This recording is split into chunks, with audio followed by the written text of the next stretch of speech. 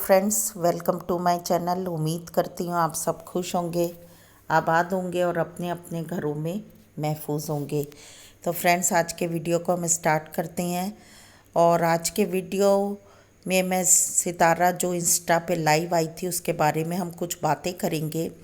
और मैंने बहुत ही ध्यान से सितारा के उस वीडियो को देखा, उसके फेस एक्सप्रेशंस को देखा और सारी चीज़ों को समझा कि उसके एक एक वर्ड के ऊपर ध्यान दिया कि फ्रेंड्स आप लोगों ने भी उसको सुना होगा।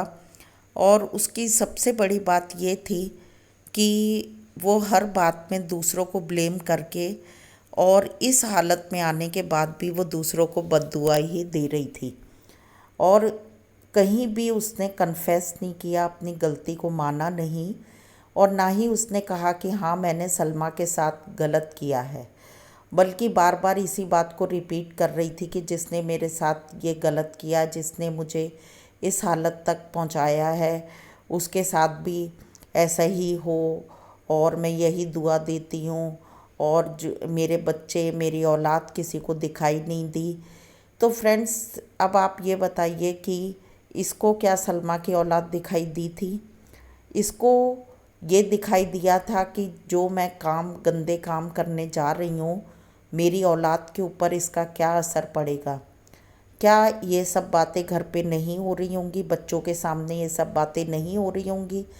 जब सितारा डिप्रेशन में है और उसके बाद भी वो झूठ बोल रही है कि मैंने अपने बच्चों को नहीं बताया, मैंने अपने बच्चों को नहीं दिखाया, क्या सामने माँ की हालत बच्चों से छुपी होगी? क्या घर पे जो साजिद फ़ोन कॉल्स लगा रहा है और सितारा खुद भी अपने फ़ोन कॉल्स लगा रही है, वो सब बातें बच्चे नहीं सुन रहे?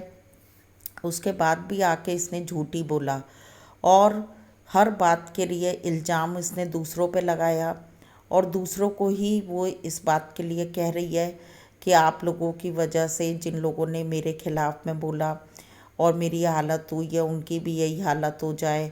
जो लोग सोचते हैं कि मैं इमोशनल ड्रामा कर रही, उनकी भी यह हालत हो जाए।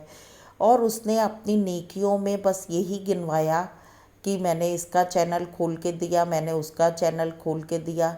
लेकिन जितने भी चैनल वाले हैं वो सब जानते कि सितारा उनको कितना दबाती है कि वो उसके हक़ में ही बात करें और जो वो कहे वैसा ही करें।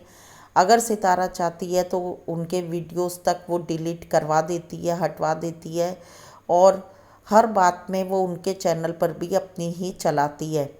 दूसरी बात, सितारा को मैं ये कहना चाहती हूँ कि भौं को हटा लेना, भौं की शेव कर लेना, बाल काट लेना, ये कोई डिप्रेशन की निशानी नहीं होती है। तुम ऐसी हालत बना कर और लोगों को दिखा रही हो कि मैं कितने दुख में हूँ, मेरे ऊपर कितना बड़ा गम का पहाड़ आ गया, तो ये सबसे कुछ नहीं होता सितारा। लेकिन तुमने आखिर तक लाइव में भी आके कहीं भी इस बात को नहीं कहा कि हाँ मेरी गलती है, हाँ मैंने सलमा के साथ गलत किया, लेकिन तुमने सलमा को बद्दुआ ही दी। और बहुत से चैनल्स वाले ऐसे हैं जो बता रहे हैं कि तुम लोग उनको धमकी देते हो अगर वो तुम्हारी सच्चाई को लेकर सामने आते हैं। और सितारा, जो तुमने किया था वही तुम्हारे सामने आया है और ये तो कर्मा है और जैसा करोगे वैसे ही भरोगे। और खुदा जो होता है वो इंसाफ करने वाला होता है और हमेशा खुदा का इंसाफ बिल्कुल दूध का दूध और पानी का पानी की तरह होता है। और जिस तरीके से हम अपनी ज़िंदगी में करते हैं वही हमारे सामने मिलता है। और तुमने पाप की अति कर दी थी, तुमने गलती नहीं की, तुमने जुल्म किए थे। तुमने कौसर के बच्चे को मारा था, तुमने सलमा के घर को बर्बाद कर दिया। सलमा जिस हालात में है वो उसका असली गम है, उसका दुख है, वो डिप्रेशन में है। उसके बच्चे आज अनाथ हो रहे हैं और उनका बाप का साया उनके सिर पे से उठ गया। उसकी जिम्मेदार तुम हो। तुम हमेशा अपने बच्चों का रोना रोती हो, लेकिन कभी तुमने दूसरों के बच्चों के बारे में ख्याल नहीं किया। तुमने कभी नहीं सोचा कि सलमा का घर कैसे चलेगा। तुम्हें सबसे ज़्यादा जो गम है वो तुम्हारे चैनल के जाने का है।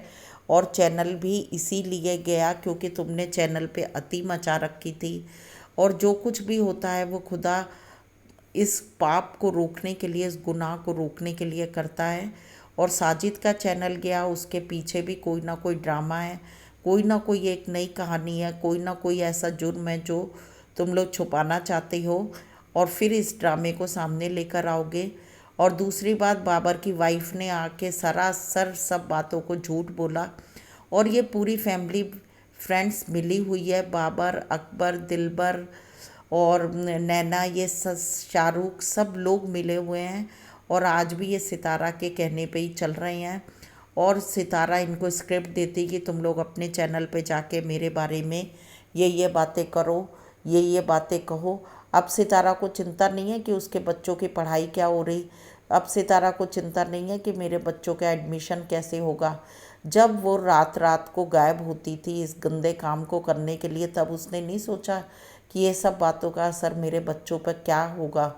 और ना ही उसने अपने हस्बैंड की इज्जत का ध्यान रखा। और मैं साजिद को भी कहूँगी कि वो इतना बेगैरत है कि उसने इन गुनाहों को करने से अपनी बीवी को नहीं रोका और बराबरी से उन गुनाहों में साथ दिया। उतना ही मुजरिम साजिद भी है और साजिद भी साथ में इसीलिए सज़ा भुगत रहा। जो इन लोगों ने बहुत ख्याली पुलाव बनाए थे ना कि जनता को लूटो, यूट्यूब पे झूठी कहानियाँ लाओ और कुछ भी मनमानी करो, किसी को धमकी दो, किसी को डराओ और अपनी मनमानी चलाओ। और सितारा ने खुद ने अपना एक वीडियो डाला था जिसमें कहा था कि ज़माना हमसे है, हम ज़माने से नहीं हैं। तो जो सितारा का इतना घमंड था, इतना प्राउड में वो रहती थी और अपने आगे किसी को गिनती नहीं थी, आज वही चीज़ें खुदा ने सामने ला के दिखाई कि इंसान को इतना भी घमंड नहीं करना चाहिए कि वो दूसरे को बिल्कुल नीच और छोटा समझने लगे। और सबसे बड़ी बात यह है कि सितारा ने इंसानों को तो नीचे किया ही, उसने खुदा को भी इज़्ज़त नहीं दी। हर जगह पर उसने खुदा के नाम से भी कई चीज़ों पे गुनाह किया और लोगों को झूठ बोला। और यहाँ तक कि हज जैसी पाक और पवित्र चीज़ के लिए जो मक्का मदीना में जाके एक पाक जगह पे भी जाके उसने वहाँ पर, उसके दिल में ना तो कोई इबादत थी, ना कोई किसी तरीके का माफ़ी थी कि वो खुदा के सामने अपने गुनाहों की माफ़ी मांगे। लेकिन उसने वहाँ भी बहुत बड़ा एक गेम बनाया और अपने मन में उसके अंदर शैतान की युक्तियाँ चल रही थी, शैतानी बातें चल रही थी और वहाँ भी उसने शैतान के कामों को ही अंजाम दिया। तो सितारा को आज भी कहते हैं कि तुम इंस्टा पे लाइव आई, तुमने कई तरीके की बातें घुमा फिरा के की, लेकिन तुमने फिर भी अपना जुर्म जो है, अपनी गलती को कबूल नहीं किया, उसको कन्फेस नहीं किया। और ये सब बातें करने से कुछ नहीं होता सितारा।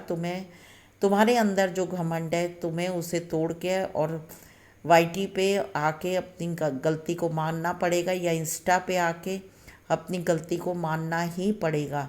तभी लोग तुम्हारे ऊपर अपने विश्वास को रखेंगे। वैसे तुम्हारे ऊपर से सब विश्वास उठ गया है, लेकिन मेरा दिल अभी भी गवाही नहीं देता। तुम अगर नया चैनल भी बनाओगे, उसमें भी तुम यही गंदगी को लेकर आओगे और फिर से तुम अपनी इन्हीं खराब बातों को रिपीट करोगी। क्योंकि कुत्ते की दुम हमेशा, चाहे कितने 100 साल भी अगर उसको रखा जाए सीधी करके, तो वो बाद में लेकिन टेढ़ी ही निकलती है। और सितारा के अंदर जो शैतानी बातें हैं वो भी उसी तरीके से हैं, क्योंकि अभी भी कुछ नहीं सितारा का बिगड़ा। सिर्फ भौं काटना, बाल हट काटना और अपनी सूरत को ऐसे बिगड़ैली बनाना, ये सब कुछ कन्फेस करना या गुनाहों को मानने की बात नहीं है। और ये कोई बात नहीं, इसको हम नहीं कह सकते कि उसके अंदर अपनी चीज़ों को, जो उसने गलतियां की उसका अफसोस है, बल्कि उसको मुंह से बोलना पड़ेगा। सलमा यासीन को के नाम लेके उसको बोलना पड़ेगा। वैसे तो जो गुनाह उसने किया वो माफ़ी के काबिल नहीं है। क्योंकि सितारा, तुम्हारा तो चैनल ही गया, लेकिन सलमा की तो पूरी ज़िंदगी उजड़ गई है तुम्हारी वजह से। और उसके बच्चों के दिल से भी जो बातें, जो आहें निकल रही, वो सब भी तुम्हें लग रही हैं।